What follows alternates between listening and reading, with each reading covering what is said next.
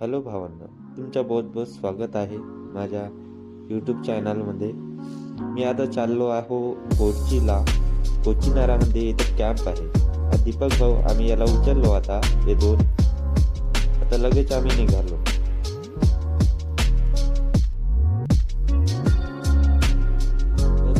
आता कोचीनाराच्या घाटाला येलकुरकडा समाप्त होत आहे. आता हा घाट पहा, घाट किती सुंदर आहे. ही शाळा आहे, हा बेडगाव पोलीस मदत केंद्र.